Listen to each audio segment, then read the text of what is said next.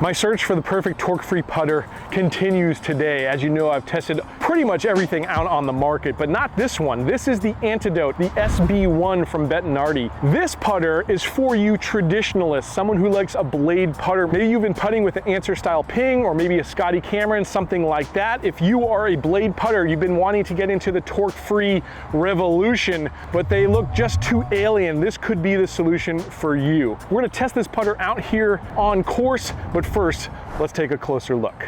Here's your closer look at the SB1 now. Unlike the SB2, this one is milled from a single piece of steel. Very clean design.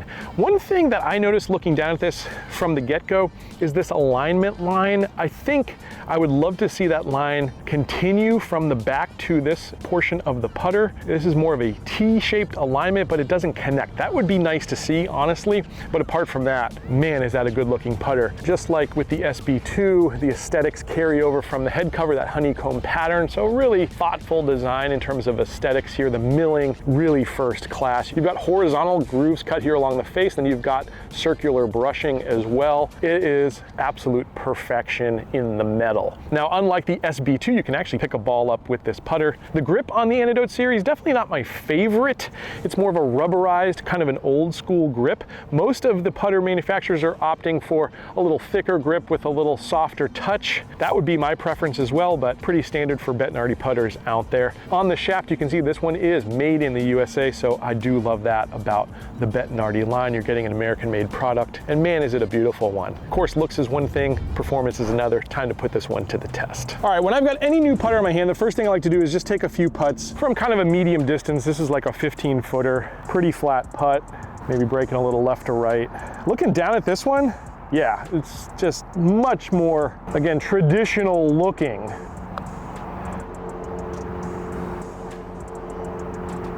And for speed and stuff, right off the get-go, not a bad putt. Now, the other thing I noticed there with that first putt is the sound is excellent. It's got a really nice, soft, kind of thuddy click to it. I like that. Some of the other putters in this category just don't live up in terms of feel. It's just too different. And if you putt with any Bettinardi putter or any putter of this caliber, this feel is gonna, off the bat, just be much more relatable. And the less you have to adjust, probably the better when it comes to putting. So just for a quick initial test, I really like those results, but let's get into the nitty-gritty next. Now, a quick way to test if your putter is actually zero torque or not is, if you don't have a revealer, you can use your index finger, and I just spin them. And on some of these putters that claim to be zero torque, they want to orient in a particular direction, but when you have a true zero torque putter, it will spin independently on your finger, and whichever way it wants to land is where it wants to land. This one doesn't seem to really have a preference. It'll land pretty much wherever it wants to come to a rest. And then again, it's kind of weird, but that's how you know your putter is truly torque-free. Bettinardi has done a great job with the balance of these putters. All right, so in this test, we're gonna test long putting. You never want a 3-putt if you can avoid it. That is a killer in golf, killer to your score. We're gonna take some 40-foot putts here and see if we can knock them tight and get those 2 putts. Now, I actually have a pretty good idea of how this one's going to break and the speed I need to hit it at, because we've been testing a lot of putters on here today. So it's not my first time with this particular putt, so really no excuses to not knock them tight.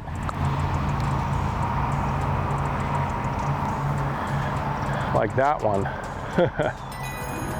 That was really, really good. Again, I'm getting expected feel, sound, and performance out of this one without really having to feel like I'm adjusting to this putter, which I really like.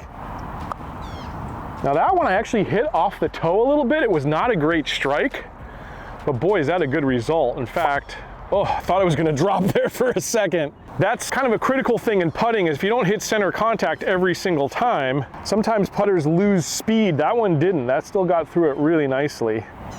That one I hit dead center of the putter.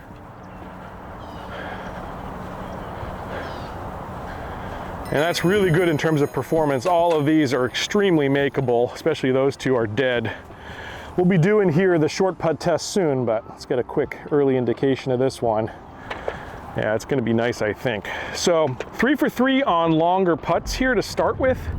That bodes really well. Let's move on to the medium putt test next. All right, now for this medium putt test, what we're gonna do is take 2 putts from 3 locations. And if you watch my videos, you know this stat, which we're going to put up on screen for you, but the pros make these 8-footers just about 50% of the time, just a little under 50%.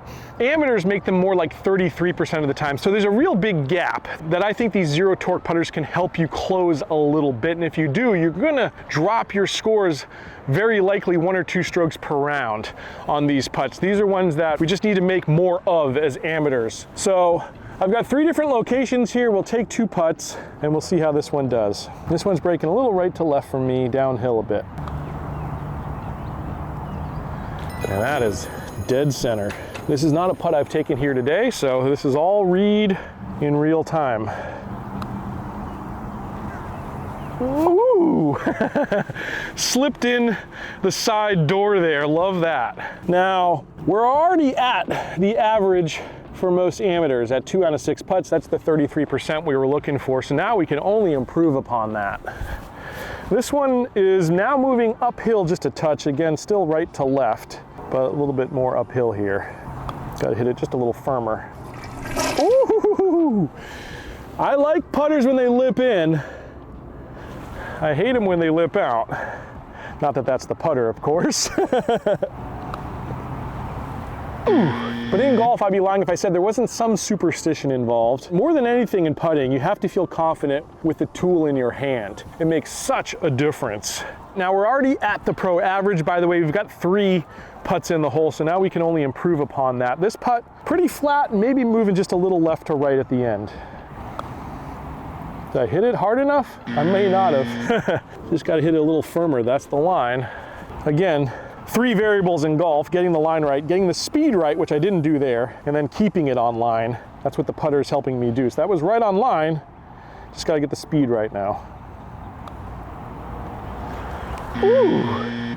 Just missed it. Well, still hit the pro average there for the first time hitting those 6 putts. So that bodes really well for the medium putt test in my opinion. And I think this one did really well again in terms of just feeling natural. Coming off the putter face with the right amount of speed, the right amount of topspin, which is really important. They do such a great job at Bettinardi milling these putters precisely so that you're getting overspin immediately. All in all, really good result. Let's move on to, again, maybe the most critical test of all, which is the short putt test. So in this one, what I'm going to do is place the ball 3 to 4 feet around this hole. We're going to give it 7 different locations. We'll have a little different break for each of these putts, so we're going to have to read them. And we're going to test if we can just keep this putter head on line. It did really well in both the long and medium putt tests, in my opinion. But this is where, when the money's on the line, sometimes putters can break down. Let's see how this one does. First one here is going to be pretty straight. Sometimes the hardest putt to make is a straight putt. I caught the left side of that one though, but it went in. Steadied the ship here. Really important thing that you've got to keep in mind with these putters to have loose hands. You may have seen that on my SB2 review. A couple times I strengthened my grip a little bit and that adds torque into the putter, whereas if you keep your hands loose and just keep that pendulum swinging, that putter's gonna stay on plane. Like that. All right, 4 for 4 so far, that's good. This one's moving a little more right to left now as we change directions on this hole. A little downhill from here. All right, let's see if we go 7 for 7. There's only been a couple of putters that have done it for us.